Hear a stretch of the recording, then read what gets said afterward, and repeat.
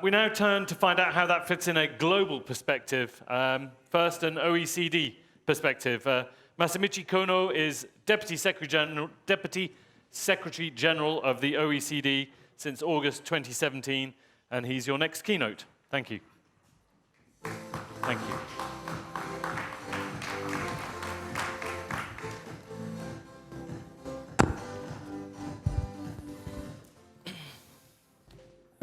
Good afternoon, ladies and gentlemen. My great honor and pleasure to be here to participate in today's forum and to try to contribute to your work dedicated to the importance of infrastructure, finance, and investment, how to upscale this, and we are delighted to be in Paris for this event.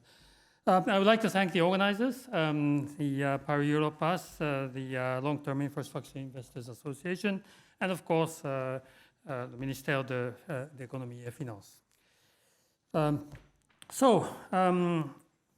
Why are we talking about quality infrastructure investment?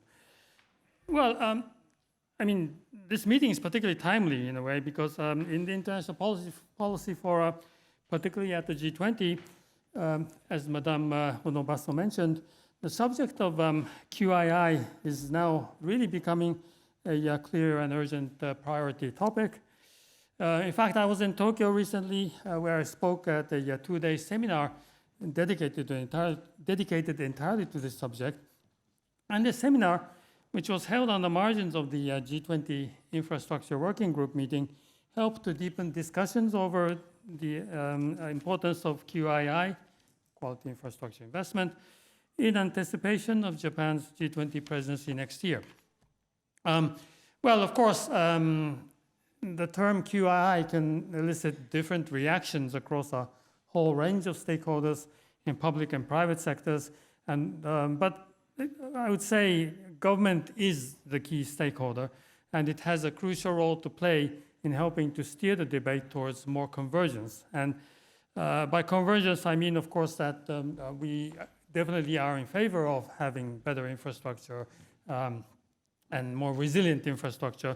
But what exactly are we talking about? And so the questions we would like to answer are questions such as, what are the critical factors for improving the overall quality of infrastructure services? What do we mean by that? How are different infrastructure sectors connected? So because we really need to have a horizontal view, a cross-sectoral view. And what do infrastructure services mean for the consumer? And what are the spillover effects for the broader stakeholder communities? And of course, there's this question of the climate and all the environmental impacts of various projects, how they can be made more resilient, also be helping us adapt to climate change, and maybe I should have mentioned at the outset, how to achieve our Paris goals. Now, promoting quality infrastructure investment is essential for achieving sustainable inclusive growth, needless to say maybe, and again, as Madame Ono-Basso already mentioned, major global fora such as the G20, G7, and APEC have continually emphasized the importance of promoting sustainable and inclusive growth by fostering job creation, enhancing transparency and competitiveness, strengthening international cooperation. And on all those agenda items or on all those fronts, the OECD strongly supports the efforts of all stakeholders. And to achieve them, investment in quality infrastructure is essential. And well, on the, let's say, the optimistic side, there are examples of success already. And I would just go down a list that I was given by my staff, but there is already a lot of progress in projects for mass transit, and there have been capacity enhancements made in Manila, intercity express train travel in the UK, high-speed rail connection in Spain, France, and China. In Iceland, you have the exploitation of abundant renewable energy through geothermal sources, and this is really attracting energy-consuming industries by lower-cost electricity. And I won't go down the whole list, but in many countries, new technologies and materials for building power plants, transportation networks, and ports can reduce and are reducing life cycle costs and increasing efficiency and enhancing value. And those are really examples that can be enabling transformation of our economies and societies through quality infrastructure. On the other hand, poor quality infrastructure undermines the growth potential of countries, and inadequate transportation infrastructure, for instance, which you can see in many cities, megacities in the emerging world, they can lead to higher distribution and logistical costs for firms and consumers, and of course, many other issues of overcrowding of cities and all sorts of cost overruns. Those really bad examples, they undermine confidence and diminish the value created by the infrastructure investment in question. And we really need to consider better ways of making it possible. Recently there have been a series of not just natural disasters, but also some unfortunate, truly unfortunate tragic events such as the bridge collapse in Genoa. Those incidents really remind us of the utmost importance of safety, not just in construction, but also in operation and life cycle management. And the challenge is therefore huge. And again, coming back to our climate goals, our progress towards achieving the SDGs, the absolute need to reduce the environmental impacts of infrastructure and making them sustainable, resilient, that is the question. The OECD has done a lot of work in this area. In fact, there is a figure that Madame Renaud-Basso already referred to in her speech. This was in an OECD report for the G20 German presidency delivered last year, entitled Investing in Climate, Investing in Growth. This actually suggested that around $6.3 trillion per year of investment in infrastructure is required between 2060 and 2030 to meet development needs globally. And if one takes climate concerns into account, this amount will increase further, something like 7 trillion annually. But the same report states that achieving climate goals and growth can go together hand in hand. They're not inconsistent. If countries implement the right set of policies using a whole of government approach to correct misaligned incentives, deliver low carbon and climate resilient infrastructure, we can do it. The same report also showed that decisive climate action could boost long-run output by 2.8% or more on average across G20 countries. So we can make it happen, but there are some critical elements required to enable QII. And one important element is effective governance. All projects need to be designed and built safely and be disaster resilient. They must also take into account social impacts and must be aligned with the economic and development strategies and goals of countries. Well, easier said than done, of course. But at the OECD, we are now developing an integrated approach to quality infrastructure through a multidisciplinary new project. And this project will aim to expand on the broad aims of QII to enable economic efficiency in terms of life cycle costs, create jobs, foster capacity building, while ensuring safety and resilience against the natural disasters and addressing environmental and social impacts. And the aim is really to provide guidelines on QII. It may sound ambitious, but we are now working on it, helping to, and hopefully this will help to identify areas of further work for governments and institutions that intend to develop QII policies. The focus of our work, there are a number of points that I would like to mention in passing.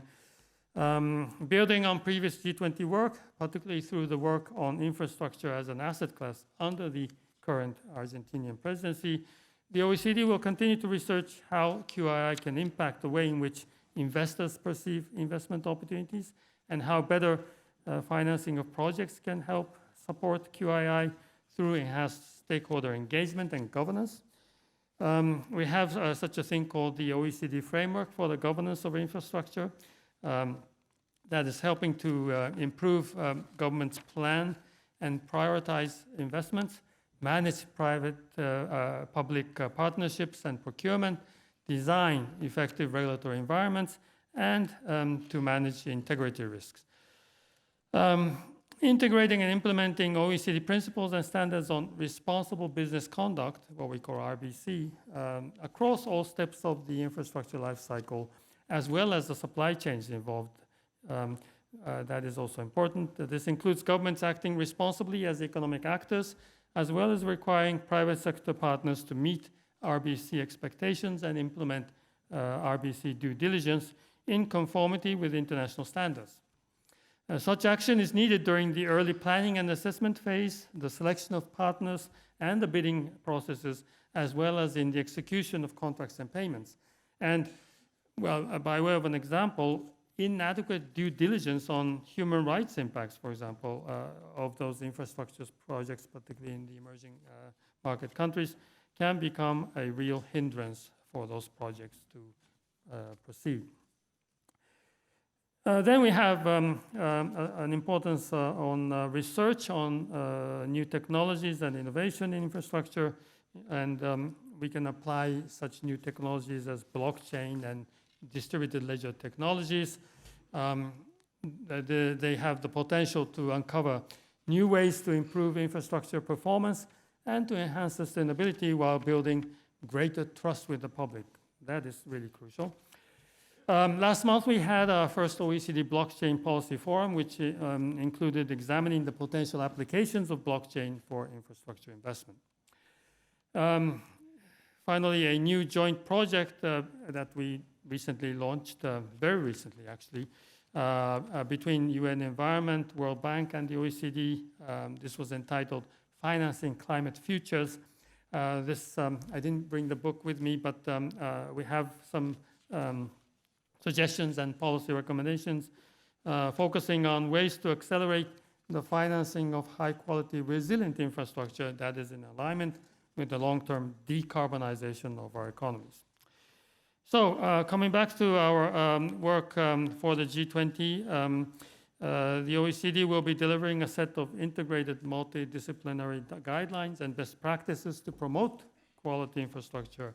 And this report is due in 2019, next year. And of course, we are carrying forward this work in continued close collaboration with the G7, the G20, APEC, and other global fora. And we are sure to, of course, greatly benefit from the discussions today as well. So we really appreciate your input. Just one word on the importance of data. The mobilization of finance for quality infrastructure investment can be supported through identifying data gaps that hinder investment and improving data and information that describes what is quality investment. And the lack of data is really a major barrier to investors to access infrastructure as an asset class. Of course, you can certainly inform us of what exactly you need, but which are lacking. And high-quality projects require a better understanding and analysis of financial and ESG performance and viability. And so to this end, the OECD is supporting, together with multilateral development banks, the Global Infrastructure Hub, the LTIIA, and the recently launched G20 Infrastructure Data Initiative, a project to advance data analysis on infrastructure and support well-informed investment decisions. This data initiative plans to bring much-needed standardization in the way data is collected, analyzed, and diffused for infrastructure projects, including financial and ESG performance, and more broadly for assessing economic and social impacts. And the OECD is pleased to act as secretariat for this initiative. The G20 OECD Task Force on Long-Term Investment Financing, which will hold its next meeting in Paris on 16th of November, is ready to continue this work in coordination with Japan's G20 priorities for next year, feeding into the deliverables on guidelines and best practices, and developing ways for governments to better measure success in infrastructure investment. And access to high-quality data on infrastructure performance across many dimensions is the linchpin that holds together policy initiatives for QII. So to conclude, the ideas and issues I have outlined today could form an excellent starting point for further work, and the current Argentinian presidency of the G20 has already reflected many of those elements in the stocktake of tools and instruments related to infrastructure as an asset class. That is a document that was attached to the communique of the finance ministers and central bank governors. This stocktake will help us evaluate how far we have come and how far we still need to go.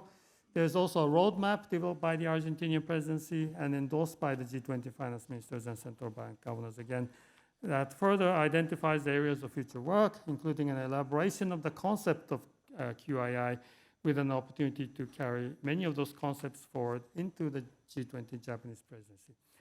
So, ladies and gentlemen, I'm sure the knowledge and the lessons shared through this series of events will provide valuable guidance to our efforts going forward, so that we can together continue to design, deliver, and implement QII for sustainable growth and development for better lives around the world. Thank you very much for your attention.